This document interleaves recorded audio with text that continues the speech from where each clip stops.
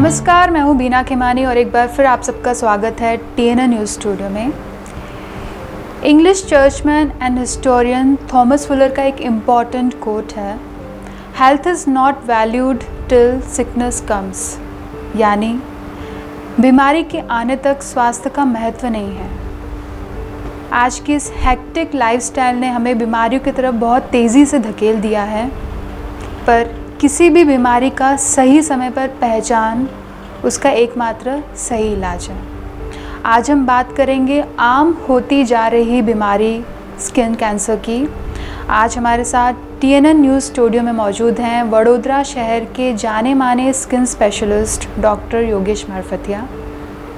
Sir, आपका बहुत बहुत स्वागत है TNN न्यूज़ स्टूडियो में। थैंक यू बीना, आपको धन्यवाद। आपने ये जो टॉपिक सिलेक्ट किया है बहुत ही रेलेवेंट है, क्योंकि कैंसर की बीमारी के इश्यूज तो है ही और वो प्रिवेंशन बहुत इम्पोर्टेंट है, तो ये थीम बहुत अच्छा चुना है आपने। जी सर, सबसे पहला मेरा सवाल आपसे ये है कि कैंसर क्या है और कितने टाइप्स के कैंसर होते हैं, क्योंकि लोग अक्सर कैंसर का नाम सुन के बहुत डर जाते हैं। तो पहले मैं आपको बताऊंगा कि हमारे शरीर का सबसे जो छोटा यूनिट है उसको हम सेल बोलते हैं, राइट। कोष, हिंदी में कोष बोल सकते हैं। तो ये कोष का एक लाइफ साइकिल होता है। उसका इनिशियली छोटे से बड़ा होना, ग्रोथ होता है, फिर धीरे धीरे करके वो मर जाता है। तो कैंसर में क्या होता है, ये जो कोष की वृद्धि होती है वो अनकंट्रोल होती है जी। और वो एक जगह से वृद्धि चालू होगी, फिर ये जो दूषित जो कोष है जो रेगुलेटेड नहीं है, ऐसे कोष दूसरी जगह पर भी फैलाते जाते हैं और वहाँ भी कैंसर का स्प्रेड होता है। So basically it is uncontrol growth of the cells, unhealthy cells जी। एंड वो उसकी वजह से नॉर्मल सेल को पोषण नहीं मिलता है जी। वो सेल का ग्रोथ इतना हो जाता है कि नॉर्मल सेल को पोषण नहीं मिलता है, तो वो मरने लगते हैं एंड देन वो आगे बढ़ता रहता है। जी सर, कैंसर के बारे में आपने बताया, अब बताइए कि स्किन कैंसर क्या है और ये सर क्यों होता है? तो स्किन, चमड़ी हमारे शरीर का सबसे बड़ा अवयव है और चमड़ी के तरह तरह के कैंसर है। 2-3 जात के कैंसर इम्पोर्टेंट है। वन, उसको जिसको बेजल सेल कार्सिनोमा बोलते हैं, स्क्वेमस सेल कार्सिनोमा बोलते हैं, और एक दूसरा है मेलेनोमा, जो हमारी स्किन में जो पिगमेंट बनाता है, मेलेनिन तत्व और मेलेनोसाइट जो कोष है उसके रिलेटेड है। तो ये 3 तरह के स्किन कैंसर्स होते हैं। अभी ये स्किन कैंसर्स होने में there are many factors, internal factors and external factor. तो उसमें सबसे इम्पोर्टेंट फैक्टर है sunlight. So sunlight exposure is very much important and खास करके जिसकी फेयर स्किन होती है, राइट। हमारी जो स्किन है, स्किन की टाइपिंग की जाती है स्किन के कलर के ऊपर। तो इंडियन स्किन 4, 5, 6 तक 4, 5 में जाती है। सो टाइप 1, 2 वाले को जल्दी स्किन कैंसर होता है। जिसकी स्किन फेयर होती है, जो धूप में जाते हैं और एकदम सनबर्न हो जाता है, उसको स्किन कैंसर होने की पोटेंशियल ज़्यादा है। जी सर, किन वजह से होता है स्किन कैंसर? क्या रिस्क फैक्टर्स हैं इसके? So there are different risk factor. सबसे पहले तो मैंने ये सनलाइट एक्सपोजर बताया, जो खास करके टाइप 1 और 2 और वेरी फेयर स्किन वालों के लिए इम्पोर्टेंट है। Then other things are exposure to certain chemicals like tar और वाइनल क्लोराइड। कोई इंडस्ट्री में कोई ऐसे केमिकल एक्सपोजर हो तो उसकी वजह से भी ये स्किन कैंसर हो सकते हैं। देन एक जो कैंसर होता है वो वायरस रिलेटेड कैंसर होता है। वो जो वायरस का नाम है ह्यूमन पेपिलोमा वायरस। तो ये जो human papilloma virus is very common. हमारे में से 10-20% लोगों की स्किन के ऊपर छोटे छोटे मसे होते हैं। मैनी ऑफ दोज मसे जो होते हैं वो ह्यूमन पेपिलोमा वायरस के होते हैं। तो ये वायरस की 100 तरह की टाइप्स है। तो सर्टन टाइप जो है वो स्किन कैंसर करती है, खास करके प्रजनन अंग का कैंसर करती है। सर्वाइकल कार्सिनोमा बहनों का जो होता है वो करती है, वो ह्यूमन पेपिलोमा वायरस। एंड वो जातीय संपर्क से वो उसका चेप फैलाता है। पहले मसा होता है, वॉट्स होते हैं और उसके बाद not all cases with warts due to human papilloma virus will have cancer, but उसमें जो थोड़े लोग हैं जिसको हम उसको ओन्कोजेनिक स्ट्रेन बोलते हैं, जिससे कैंसर प्रोडक्शन होता है।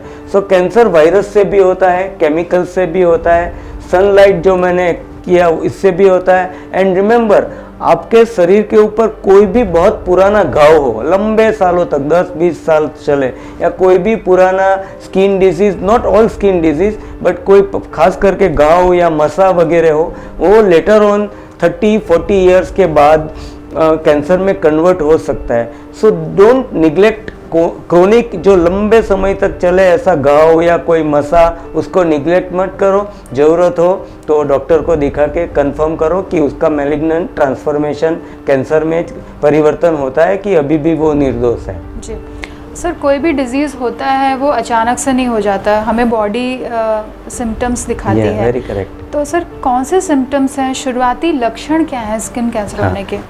स्किन कैंसर होने के शुरुआती लक्षण क्या है, तो let us go through it. तो पहले तो ये है कि कोई भी छोटा आपके बॉडी ऊपर जो मसा होता है वो निर्दोष होता है, तो सडनली उसका ग्रोथ होने लगे, बराबर है, सडनली उसमें घाव हो जाए, सडनली उसमें से पानी निकलने का चालू हो, या सडनली नए ब्राउन कलर के गठान जैसे निकलने के चालू हो, तो वो कैंसर के शुरुआत के लक्षण हो सकते हैं।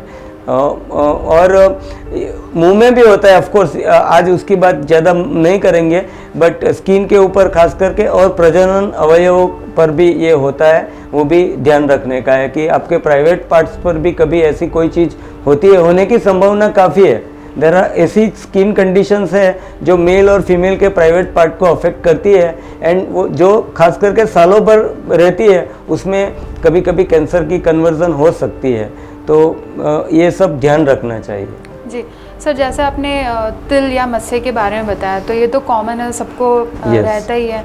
तो एक नॉर्मल सा दिखने वाला मस्सा या तिल हम कैसे आइडेंटिफाई करें कि आगे चल के हमें स्किन कैंसर तक पहुंचा सकता है ये?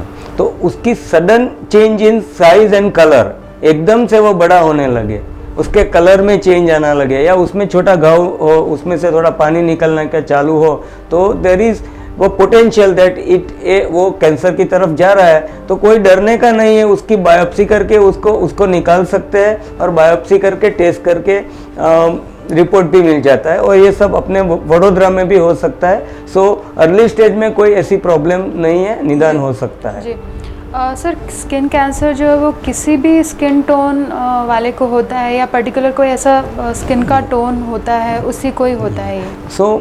एक तरह का जो स्किन कैंसर है मेलेनोमा, जिसको बोलते हैं मैलिग्नेंट मेलेनोमा, वो स्किन कैंसर खास करके मैंने पहले बताया वो सनलाइट की वजह से होता है और फेयर स्किन वालों को होता है। और दूसरे दो कैंसर जो है basal cell carcinoma and squamous cell carcinoma, ये दोनों किसी को भी हो सकता है। बेजल सेल कार्सिनोमा ज़्यादातर मुंह के ऊपर होता है, स्क्वेमस सेल कार्सिनोमा शरीर के कोई भी पार्ट पर हो सकता है। एंड ये जो स्क्वेमस सेल कार्सिनोमा है ना, वो प्री एग्जिस्टिंग कंडीशन, आपको कोई प्री एग्जिस्टिंग घाव हो या प्री एग्जिस्टिंग कोई तल हो, तो उसमें से हो सकता है। जी जी सर, ये स्किन कैंसर कितनी तेज़ गति से फैलता है? तो उसमें जो 3 कैंसर है, इसमें मेलेनोमा जो बोलते हैं मैलिग्नेंट मेलेनोमा, फॉर्चुनेटली जो हमारी स्किन में कॉमन नहीं है, इंडिया में कॉमन नहीं है, वो फास्ट स्प्रेडिंग कैंसर है। बाकी के जो 2 कैंसर है, basal cell carcinoma, squamous cell carcinoma, जो चमड़ी के, वो फास्ट स्प्रेडिंग नहीं है। अर्ली निदान करो, उसका प्रॉपर सर्जिकली रिमूव करा दो, तो इतना प्रॉब्लम नहीं है, मानी क्यूरेबल है, प्रिवेंटेबल भी है, क्यूरेबल भी है। जी हमने अक्सर सुना है कि जब हम बाहर जाते हैं तो हमें सजेस्ट किया जाता है कि सनस्क्रीन आप यूज़ करिए, तो सनस्क्रीन क्या कैंसर का कारण बन सकता है आगे चल के?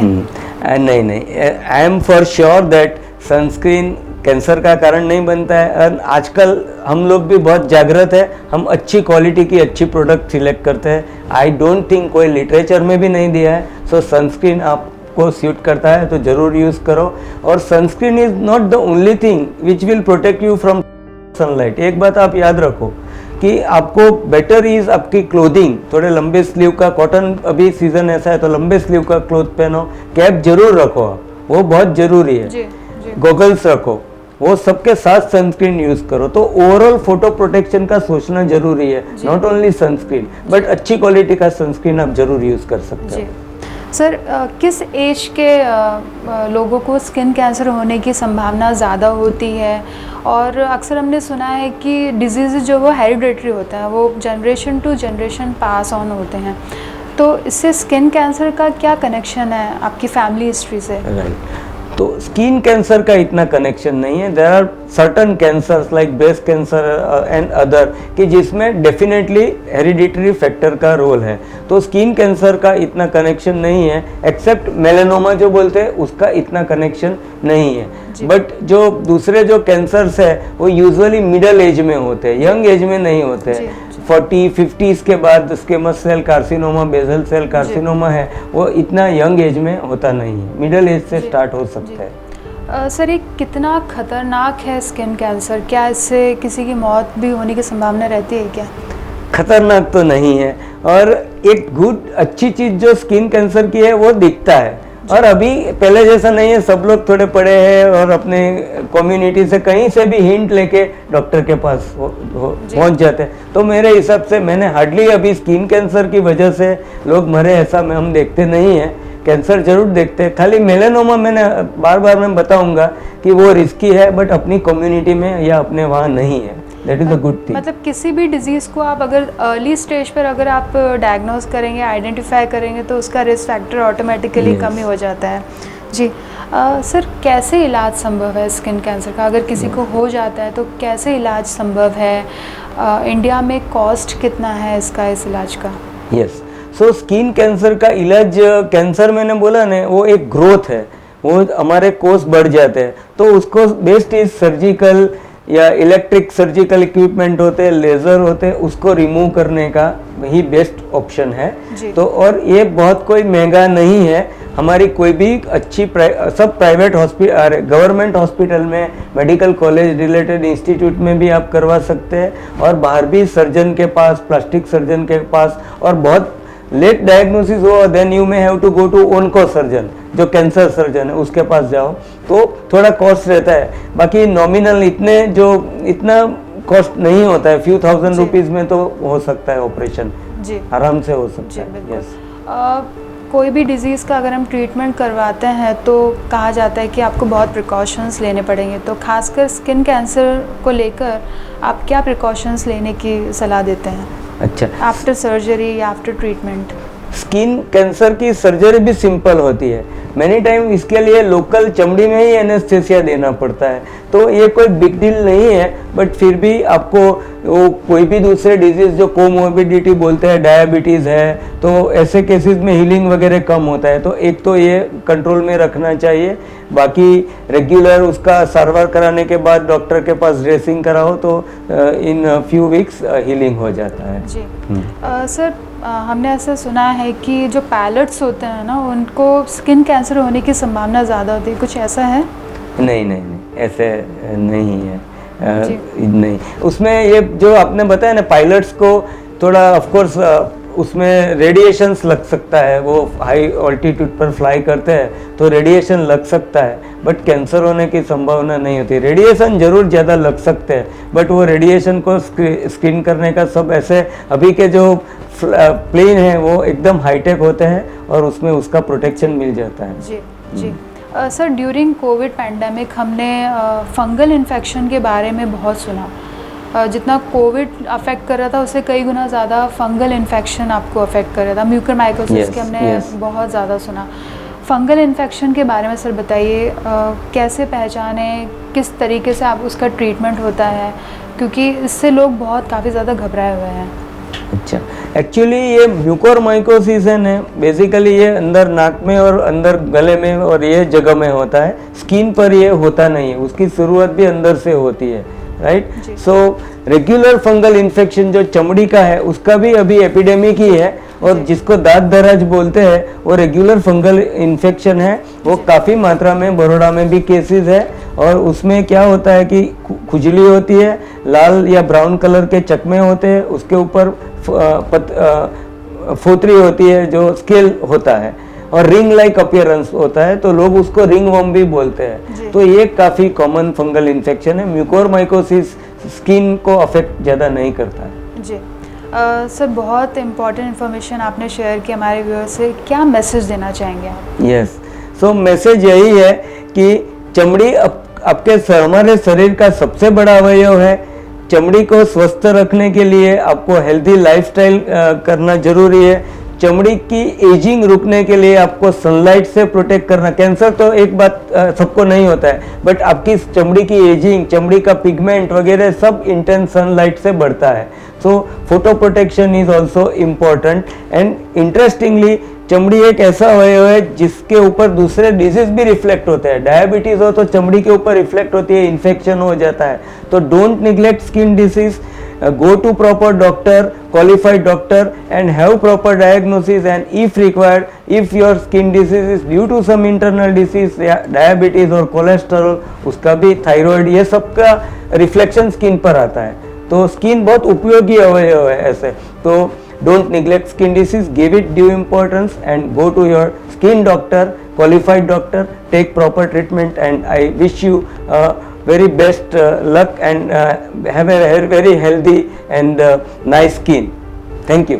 Thank you so much sir. आपने जितनी भी इन्फॉर्मेशन शेयर की वो हमारे व्यूअर्स उसको ज़रूर फॉलो करेंगे। बहुत ही इम्पॉर्टेंट इन्फॉर्मेशन आपने शेयर की हमारे दर्शकों से। तो ये थे डॉक्टर योगेश मारफतिया। स्किन कैंसर की समस्या लोगों में बहुत तेज़ी से फैल रही है। स्किन से जुड़ी हुई किसी भी समस्या के समाधान के लिए डॉक्टर के पास ही जाएं। झोला छाप के चक्कर में पड़कर हम अक्सर पैसे और स्वास्थ्य को बर्बाद कर देते हैं। तो आपसे फिर मुलाकात होगी। नमस्कार।